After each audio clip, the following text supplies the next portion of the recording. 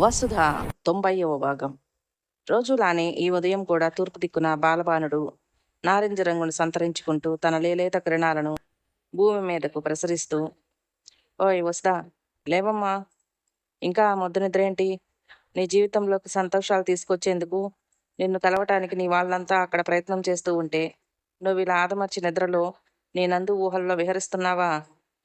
ఇక ఆ ఊహలు కట్టిపెట్టి ఆ ఊహలు నిజం చేసుకున్న దిశగా అడుగులు వేయమ్మా అంటూ తన నులివెచ్చని కిరణాలతో వసుధ చెంపని తాకుతూ ఆమెను నిద్రలేపే ప్రయత్నం చేశాడు ఆ బాలబానుడు. సూర్యుడు వెచ్చటి కిరణాలు ఆమె చెంపను చురుక్కుమనిపించిన వెంటనే ఆ మంటలను తాళలేక మెల్లిగా కళ్ళు తెరిచి చూసింది. కళ్ళు తెరిచిన వసుధకి పూర్తిగా తెల్లవారిపోయింది. తన మోముని సూర్యకిరణాలు ముద్దాడుతూ ఉండటంతో, అయ్యో, నేను ఇంత పొద్దెక్కే వరకు నిద్రపోయాను. ఇంటి నిండా బంధువులున్నారు. అందరూ నా గురించి ఏమనుకుంటారు? చిచి, నీకు అసలు భయం లేకుండా పోతుందే వసు అని తనని తనే తిట్టుకుంటూ హడావిడిగా లేచి ఫ్రెష్ అవ్వటానికి వాష్రూమ్లోకి వెళ్ళింది వసుధ. మరోవైపు హాల్లో పడుకున్న నందు ఉదయం ఇంట్లో ఒక్కొక్కరుగా లేచి నాలికిడికి నిద్ర డిస్టర్బ్ అవ్వటంతో తను కూడా లేచి వాకింగ్కి వెళ్ళొచ్చాడు. నందుతో పాటు నిషి, నిశాంత్, రుద్ర, వాసులు కూడా వాకింగ్కి వెళ్ళారు. వాళ్ళంతా వాకింగ్ చేసి తిరిగి వచ్చేసరికి 6:30 అవుతుంది. ఉదయం 6:30 అయినా వసుధ అలికిడి ఎక్కడా వినిపించకపోవటంతో, ఏంటి బంగారం, ఇంకా మీ అమ్మ నిద్ర లేవలేదు అంటూ అన్నాడు నందు నవ్వుతూ. నందు మాటలు విన్న నిషి నవ్వుతూ, బేబీ లేవలేదు, రాత్రి మీకు సేవ చేయటంలో ఎక్కువ అలసిపోయి పడుకున్నట్లుంది అంటూ కళ్ళు ఎగరేసింది. నిషి మాటలు విన్న నందు మొహం అదో రకంగా పెట్టుకుని ఏమని సమాధానం చెప్పాలో అర్థం కాక దిక్కులు చూస్తూ ఉంటే, నిషి మాటలు విన్న రుద్ర, ఏం జరిగింది రాత్రి? వీళ్ళిద్దరి మధ్య ఎవరూ లేకుండా చూసి ఏదో స్టోరీ నడిపించేసినట్టున్నారుగా. ఏం జరిగిందో చెప్పవే బాబు, తెలుసుకునే వరకు నాకు ప్రశాంతంగా ఉండదు అన్నాడు రుద్ర. రుద్ర మాటలు విన్న నిషి నవ్వుతూ, ఏం లేదు మామ అంటూ చెప్పటం మొదలుపెట్టింది. నిషి చెప్పిన తర్వాత ఎక్కడ రుద్ర, వాసులు తనని ఆడుకుంటున్నారో అని నందు నిషి మాటలకు అడ్డుపడి, నిషి, అమ్మ లేచిందేమో చూసి నా కోసం ఒక కాఫీ కలిపి ఇవ్వమని తీసుకురావా ప్లీజ్ అంటూ నిషిని అక్కడ నుండి పంపించే ప్రయత్నం చేశాడు నందు. హలో బాబు, రోజు తమరు వసుధ గారి చేతి కాఫీ తాగటం లేదు కదా. జాను, జాను, కాఫీ తీసుకురా అంటూ అరిచాడు వాసు. వాసు అరుపులు విన్న జాను 3 కప్పులు కాఫీ తీసుకుని వచ్చి ఆ ముగ్గురికి ఇచ్చి, నిషి, నిశాంత్ ఇద్దరు బ్రష్ చేసుకుని వస్తే మీకు కలిపి ఇస్తాను నాన్న అంది. జాను మాటలు విన్న నిశాంత్, ఒక ½ అవర్ తర్వాత వస్తామత్తా ప్లీజ్ అన్నాడు. సరే నాన్న, మీ ఇష్టం అంది జాను. జానుని చూసిన నందు, అక్క, వసు ఇంకా నిద్ర లేవలేదా అని అడిగాడు. ఇంకా లేచినట్లు లేదు నందు, పడుకునే ఉంది అంది జాను. ఓ అవునా అన్నాడు నందు. సరేలే, నాకు వంటింట్లో పని ఉంది, నేను వెళ్తున్నాను అంటూ వంటగదిలోకి వెళ్ళిపోయింది జాను. జాను అక్కడ నుండి వెళ్ళిపోయిన తర్వాత, నీకు కావాల్సిన కాఫీ నీ చేతిలో ఉందిగా, నోరు మూసుకుని కూర్చో ఇంకా అంది నందుని బెదిరించింది. నిషి, ఇప్పుడు నువ్వు చెప్పవే, ఏం జరిగింది రాత్రి అని అడిగాడు రుద్ర. ఏముంది మామ, రాత్రి మనందరం కబుర్లు చెప్పుకుంటూ హాల్లో కూర్చుంటే అమ్మ ముందుగానే వెళ్ళి తన రూమ్లో పడుకుంది కదా. అమ్మ పడుకున్న తర్వాత మనందరం ఆలస్యంగా పడుకున్నాం. అందరం ఎవరి గదుల్లో వాళ్ళు వెళ్ళిపోతే ఈయన గారి పడుకోవటానికి స్థలం దొరక్క ఇక్కడ సోఫాలో సెటిల్ అయ్యారు. సార్ సోఫాలో పడుకున్న తర్వాత మేడం గారికి దాహం వేసి గదిలో వాటర్ అయిపోవటంతో వాటర్ బాటిల్తో బయటికి వచ్చింది. మేడం గారు వాటర్ ఫిల్ చేసుకుని వెళ్ళేప్పుడు సార్ సోఫాలో పడుకోవటం చూసి సార్ దిండు దుప్పటి ఏం లేకుండా అలా పడుకున్నారన్నమాట. అప్పుడు మేడం గారు సార్ మీద కన్సర్స్తో తన గదిలోకి వెళ్ళి పిల్లో తీసుకువచ్చి తల కింద అడ్జస్ట్ చేసి దుప్పటి కప్పి అక్కడ నుండి వెళ్ళి పడుకుంది మామయ్య అంది నిషి నిట్టూరుస్తూ. నిషి మాటలు విన్న వాసు, రుద్ర ఇద్దరు గుండెల మీద చెయ్యి వేసుకుని, అమ్మా, ఎంత చేశారా వీళ్ళిద్దరూ. బాబు, చూడటానికి సైలెంట్గా ఎవరిని పట్టించుకున్నట్లు ఉంటుంది, కానీ వసుకి కూడా వీడంటే స్పెషల్ ఇంట్రెస్టే అన్నమాట అంటూ కళ్ళు ఎగరేశాడు రుద్ర. రుద్ర మాటలు విన్న నందు, రేయ్, ఏం మాట్లాడుతున్నావురా పిల్లల ముందు, కాస్త సైలెంట్గా ఉండలేవా అంటూ కాస్త ఇరిటేట్ అయ్యాడు. నందు మాటలు విన్న నిషి, ఇక్కడ పిల్లలెవరూ లేరు నందు బాబు, అంతా పెద్దవాళ్ళమే, మమ్మల్ని కూడా యూత్ అని గుర్తించండి అంటూ సరదాగా ఆట పట్టించింది. నిషి మాటలు విన్న నందు, నువ్వు కూడా ఏంటి బంగారం, వీడితో చేరి నన్ను ఏడిపిస్తున్నావు, నువ్వు నా పార్టీనే కదా ఉండాలి అంటూ తిరిగి కూర్చున్నాడు నందు. అచ్చచ్చో, నా నందు బాబు, నువ్వు అలిగితే భలే అందంగా ఉంటున్నావు అంటూ నందు 2 బుగ్గలు లాగుతూ నందుని ముద్దు చేసింది నిషి. అప్పుడే వంటగదిలో నుండి హాల్లోకి వచ్చిన నందు తల్లి శాంతి గారు నిషి నందు 2 బుగ్గలు పట్టుకుని లాగటం చూసి కోపంగా వీళ్ళ దగ్గరికి వచ్చి, ఏ అమ్మాయి, వయసులో ఉన్న పిల్లవి, అలా పరాయి మగాడి బుగ్గలు పట్టుకుని లాగటానికి నీకు సిగ్గని పెంచడం లేదు అన్నారు. శాంతిగారి మాటలు విన్న వెంటనే నిషి కళ్ళలో నీళ్లు నిండిపోయి మనసు భారంగా మారిపోయింది. ఆ మాటలు అవమానంగా అనిపించి తలదించుకొని కూర్చుంది మౌనంగా. తల్లి మాటలు విన్న నందు, అమ్మా, ఏంటమ్మా ఆ మాటలు? కొంచెమైనా తెలివి ఉండే మాట్లాడుతున్నావా? తను నా కూతురు లాంటిదమ్మా. అలా ఎలా అనగలిగావు నువ్వు? వయసు రాగానే సరిపోదు, అమ్మ బుద్ధి కూడా కాస్త పెరగాలి అంటూ తల్లి మీద అరిచాడు నందు. ఏనాడు తనకు ఎదురు మాట్లాడని తన కొడుకు ఆ పిల్లని ఒక మాట అన్న వెంటనే తనని అంతలేసి మాటలు అనటం తట్టుకోలేకపోయారు శాంతిగారు. ఎవరో దిక్కు దివానం లేని మొహంది, అనాథది, తండ్రి వదిలేస్తే పరాయి పంచన పడేడుస్తుంది, అలాంటి దానికోసం నన్నే అన్ని మాటలు అంటావా అంటూ శాంతిగారు సీరియస్ అయ్యారు. తల్లి మాటలు విన్న నందుకి కాస్త కోపం పెరగటంతో, ఎవరమ్మా అనాథ? నిషి నా కూతురు లాంటిది కాదు, నా కూతురే. ఇంకొక మాట నిషి గురించి మాట్లాడే ముందు కాస్త వెనక ముందు ఆలోచించి మాట్లాడమ్మా. నువ్వు ఇంకొక మాట తనని అన్నావంటే నేను ఊరుకోను. నువ్వు నా తల్లివని కూడా మర్చిపోవాల్సి వస్తుంది, జాగ్రత్త అంటూ నందు సీరియస్ అయ్యాడు. ఉన్నట్టుండి వాతావరణం సీరియస్గా మారిపోవటంతో వాసు రుద్రలకు సిచ్యుయేషన్ ఎలా కంట్రోల్ చేయాలో అర్థం కాలేదు. ఏంట్రా ఇది? నీకు కూతురా? ఏకంగా కూతురు అయ్యిందిరా? దీని అమ్మను నువ్వు పెళ్లి చేసుకుంటే పుట్టిందా, లేకపోతే దీని అమ్మతో నీకు ఏదైనా సంబంధం ఉంటే కూతురయిందా అంటూ అసహ్యంగా మాట్లాడారు శాంతిగారు. శాంతిగారి మాటలు విన్న అందరికీ మొహంలో నిత్తరు చుక్కలేదు. ఆ మాటలు విన్న నందు, చి, ఇంత అసహ్యంగా ఒక ఆడపిల్ల గురించి ఎలా మాట్లాడుతున్నావమ్మా అంటూ చిత్కారంగా చూశాడు తల్లివైపు. అప్పటి వరకు అక్కడే ఉండి శాంతిగారి మాటలు విన్న గోపాల్ గారు, సీతారాం గారు ఇద్దరికీ కూడా ఆవిడ మాటలు నచ్చక కోపంతో ఊగిపోయారు.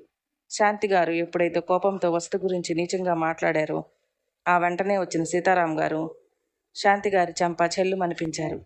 తల్లి మొహం చూడలేక అసహ్యంగా మొహం పక్కకు తిప్పుకున్న నందు చెంప పగిలిన శబ్దంతో ఇటువైపుగా తిరిగి ఎదురుగా ఉగ్ర రూపంలో ఊగిపోతున్న తండ్రిని చూసి నాన్న అంటూ దీనంగా మొహం పెట్టుకున్నాడు. కొడుకు బాధ అర్థం చేసుకున్న తండ్రి, నన్ను క్షమించు నాన్న, మీ అమ్మ తరపున నేను క్షమాపణలు వేడుకుంటున్నాను. కన్న కొడుకు మనసు అర్థం చేసుకోలేకపోయినా ఇది ఒక తల్లి. నీ పెంపకాన్ని నువ్వే అనుమానించావు శాంతి. నీ కొడుకు గురించి ఇంత అసహ్యంగా మాట్లాడటానికి నీకు నోరెలా వచ్చింది? అవతల లాభం శుభం తెలియని ఆడపిల్ల మీద నిందలు వేయటానికి నీకు మనసెలా వచ్చింది?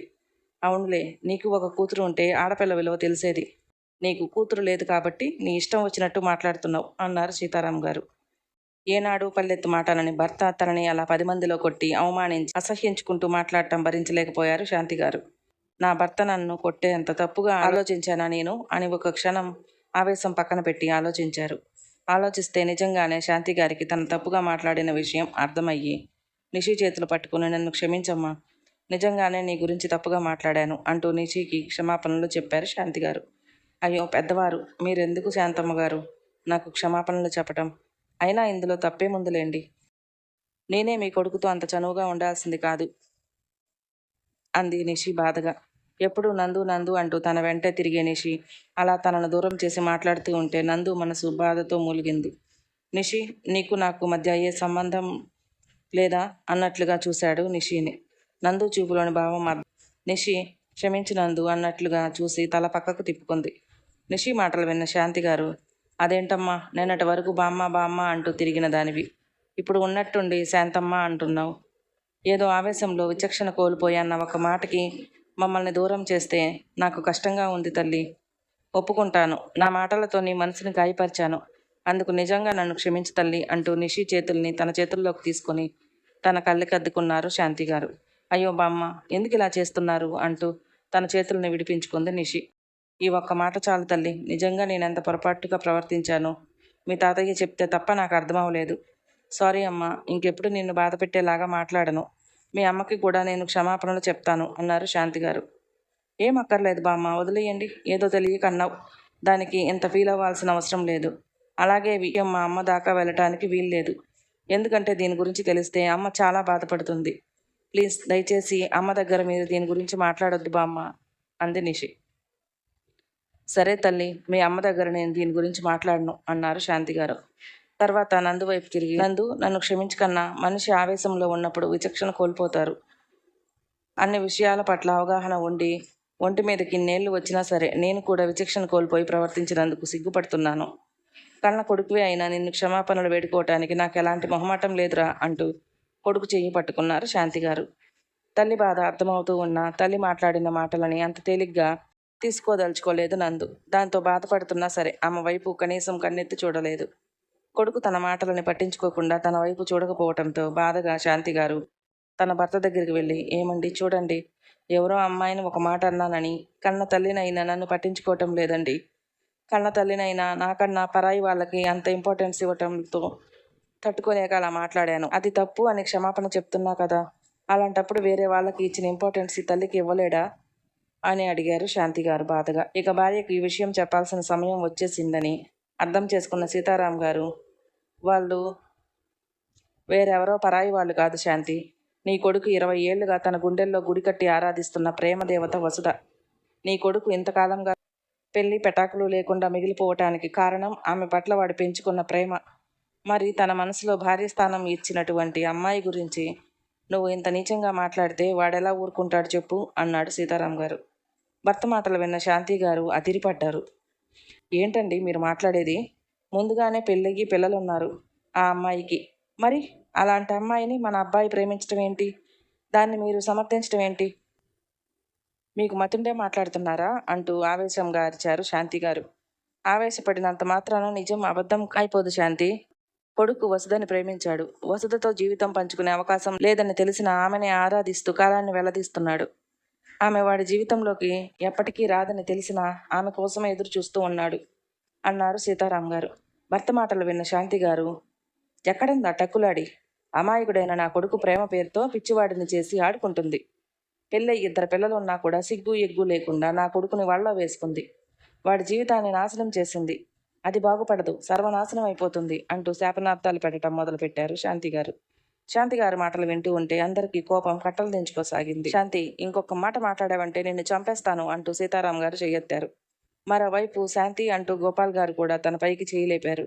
ఏనాడు తనని పల్లెత్తు మాట అనని తన భర్త, అన్నయ్య ఇద్దరూ తన మీదకి చేయలేపటంతో సహించలేకపోయారు శాంతి గారు. ఏం మాయ చేసింది ఆ టక్కులాడి? నా వాళ్ళందరినీ నాకు వ్యతిరేకంగా మార్చేసింది. ఎందుకు మీరు దానికోసం నా మీదకే చెయ్యెత్తారు అంటూ ఆవేశంతో ఊగిపోయారు. అప్పటి వరకు మౌనంగా జరిగేది చూస్తున్న సూర్య, అత్త, ఆవేశంలో మాటలు తోలటం తేలికే, కానీ వాటిని వెనక్కి తీసుకోవటం కష్టం. ఆ అమ్మాయి వసుధ మేలిమి బంగారం పిన్ని, తన గురించి అలా తప్పుగా మాట్లాడకు అంటూ శాంతి గారికి నచ్చచెప్పే ప్రయత్నం చేశాడు సూర్య. సూర్య అంతలా చెప్తున్నా సరే శాంతి గారు ఏమాత్రం వినకుండా ఆవేశంగా నోటికి వచ్చిన తిట్లు తిట్టడం మొదలుపెట్టారు. అప్పటి వరకు మౌనంగా ఉన్న లక్ష్మి గారు, నిన్ను కొట్టాలా కొయ్యాలా? నా బిడ్డ గురించి ఏం తెలుసు? నీ నోటికి వచ్చినట్టు మాట్లాడుతున్నావు. తన గురించి తెలుసుకోకుండా మిడిమిడి జ్ఞానంతో మిడిసిపడి ఇష్టం వచ్చినట్టు మాట్లాడితే నీకు మర్యాద దక్కదు శాంతి అన్నారు లక్ష్మి గారు ఆవేశంగా. ఏనాడు తనని పల్లెత్తు మాటాలని వదిన కూడా తనని అనటంతో శాంతి గారి కళ్ళల్లో నుంచి నీళ్ళు నాగకుండా ప్రవహిస్తూనే ఉన్నాయి. ఎందుకు వదిన? ఎవరో పరాయి దానికోసం నన్ను ఇన్ని మాటలు అంటున్నారు మీరంతా అంటూ ఏడుస్తూ అడిగింది. శాంతి గారి ఏడుపు చూసినా సరే అక్కడ ఎవరికీ ఆమె మీద జాలి కలగలేదు. నిన్ను అనకుండా ఇంకేం చేయాలి శాంతి? అసలు నీకు వసుధ గురించి ఏం తెలుసని తన గురించి నోటికొచ్చినట్టు మాట్లాడుతున్నావు? తన గురించి పూర్తిగా తెలుసుకున్న తర్వాత నువ్వు మాట్లాడితే బాగుంటుంది అంటూ వసుధ పెళ్లి నాటి నుంచి ఇంతవరకు జరిగినదంతా శాంతి గారికి పూర్తిగా వివరించి, నందు తనని ప్రేమిస్తున్నాడనే విషయం అర్థమైన వెంటనే వసుధ తనపై ఒట్టు పెట్టుకుని మరీ నందుని తన నుంచి దూరంగా పంపించేసింది. ఎక్కడ తన మీద ప్రేమతో తన జీవితాన్ని నాశనం చేసుకుంటాడో అనే భయంతో నీ కొడుకును దూరం పెట్టింది. అది ఎంత దూరం పెట్టినా నీ కొడుకు అంతకు 1000 రెట్లు దానిపై ప్రేమ పెంచుకున్నాడే తప్ప దాన్ని మర్చిపోలేదు. ఇందులో వసుధ చేసిన తప్పేముంది చెప్పు అని అడిగారు లక్ష్మి గారు. లక్ష్మి గారి మాటలు విన్న శాంతి గారికి నోట మాట రాలేదు. వసుధ అనుభవించిన కష్టాలన్నీ తన కళ్ళ ముందు కదిలాడి, అయ్యో, అన్యం పుణ్యం తెలియని అమాయకురాలినా నేను ఇన్ని మాటలు అన్నాను అంటూ తను చేసిన తప్పుకి పశ్చాత్తాపడ్డారు. నాకు ఇదంతా తెలియదు వదిన, తెలిస్తే నేను అవమానకరంగా అభం శుభం తెలియని అమాయకురాలి మీద అభాండాలు వేసేదాన్నే కాదు అంటూ 2 చేతులు జోడించి తన అన్నా వదినలకు క్షమాపణ చెప్పారు శాంతి గారు. తొందరపడి మాట తోలడం తేలికే శాంతి, కానీ జారిన మాటని మనం వెనక్కి తీసుకోలేం. కాబట్టి ఒక మాట అనే ముందు 1కి 10 సార్లు ఆలోచించి మాట్లాడితే బాగుంటుంది. ఇప్పుడు నువ్వు మాట్లాడిన మాటలు ఆ అమ్మాయి విని ఉంటే ఆ అమ్మాయి మనసు ఎన్ని ముక్కలయ్యేదో ఒకసారి ఆలోచించు అన్నారు గోపాల్ గారు కాస్త కోపంగా. అవునన్నయ్య, నిజంగా నేను చాలా పెద్ద తప్పే చేశాను, నన్ను క్షమించండి అన్నయ్య అంటూ శాంతి గారు కుమిలిపోయారు. నువ్వు చేసిన తప్పుకి కనీసం నీ మొహం కూడా చూడటం నాకు ఇష్టం లేదు. ఇక నిన్ను ఎలా క్షమించాలి శాంతి అన్నారు లక్ష్మి గారు. నిద్రలేచిన వసుధ ఫ్రెష్ అయ్యి గదిలో నుండి బయటకు రాబోయేసరికి ఇక్కడ గొడవ మొదలైంది. దాంతో అక్కడే ఆగిపోయిన వసుధ అందరూ మాట్లాడే మాటలు వింటూ మౌనంగా కన్నీళ్లు కార్చసాగింది. శాంతి గారి మాటలు విన్న వసుధ ఇంకా అక్కడ ఒక క్షణం కూడా ఉండాలనుకోలేదు. దాంతో వెంటనే గదిలోకి వెళ్ళి తనవి పిల్లలవి బట్టలు సర్దుకొని ఒక సూట్ కేసు మరో చేతిలో బ్యాగ్తో బయటికి వచ్చింది. నా గురించి ఎవరికి క్షమాపణలు చెప్పుకోవాల్సిన అవసరం లేదు. నా కోసం ఎవరిని నిందించాల్సిన పని లేదు. ఇంతకాలం నాకు అండగా ఉన్నందుకు మీకు, మీ కుటుంబానికి కృతజ్ఞతలు గోపాల్ గారు, లక్ష్మి గారు అంటూ కన్నీళ్లతో 2 చేతులు జోడించి పిల్లలిద్దరినీ చేతిలో పట్టుకుని ఆ ఇంటి నుండి బయటకు అడుగు పెట్టబోయింది వసుధ. అప్పటి వరకు నందుని తల్లిని ఎలాగైనా ఒకటి చేయాలి అని ఆరాటపడుతున్న నిషి అక్కడ తల్లికి జరిగిన అవమానం తట్టుకోలేక తల్లితో కలిసి ఆ ఇంటి నుండి వెళ్ళిపోవటానికి నిశ్చయించుకుంది. వసుధ లక్ష్మి గారింటి నుండి బయటికి వెళ్ళబోతుందా? వసుధ చేరతీస్తున్న నిహిత్ పరిస్థితి ఏమవబోతుంది? మరో భాగంలో తెలుసుకుందాం. మన వీడియోలో మీకు నచ్చినట్లయితే ప్లీజ్ లైక్ చేయండి, షేర్ చేయండి, సబ్స్క్రైబ్ చేసుకోవటం మాత్రం మర్చిపోకండి. Thank you.